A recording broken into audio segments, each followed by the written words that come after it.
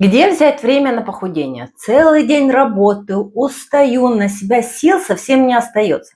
Но, как показывает моя практика, чем сильнее человек загружен, тем он более организован и дисциплинирован.